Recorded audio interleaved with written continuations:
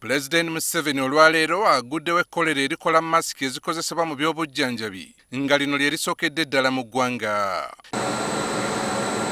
Ekkolero lino eriyitibwa Lida Packaging Services lisangibwa mu distulikiti y'e Mukono era nga tutegeezeddwa nga bwe ligenda okukola masiki ez'ekika kya KN95 ezikozesebwa mu kulongoosa mu theatre, ssaako nezo ezikozesebwa mu by'obujjanjabi ebirala nga kw'otadde nezo ezambalwa mu mbeera yabuligyo. However, we are going to get some other money from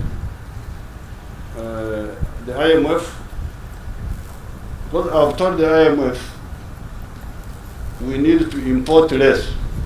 Minisita avunaanyizibwa ku bamusigansimbi Evelyn Anite ategeezezza ng'ekkolero lino n'amalala gakola masiki bwe gagenda okusobozesa gavumenti okukendeeza ku nsimbi z'ebadde esansaanya ebweru w'eggwanga mu kugula masiki. This only means that we are now going to have to save that 4 billion and buy these masks locally in Uganda. Yogenda kuwa abantu ebitundu bibiri abakola emisana n'ekiro olw'obwetaavu nga basobola okuproducinga masks ng'emitwalo 10 baproducinga emitwalo 6 kitegeeza basobola okuproducinga miliyoni 1 mu emitwalo 2 eza masks singa bakola ekiro n'emisana. Kino we kijjidde ng'abasawo mu bitundu by'eggwanga eby'enjawulo babadde beemulugunya olw'obutaweebwa bikozesebwa mu kwerinda ekirwadde kya COVID-19.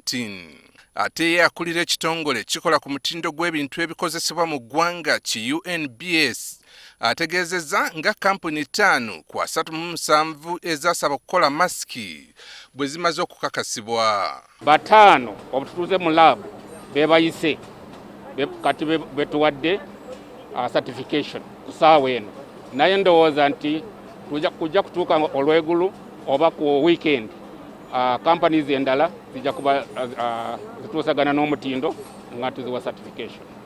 Ono akakasizza nti we tunaatuukira mu wiiki ejja eggwanga lijja kubaako ne we lituuse mu kukola masiki.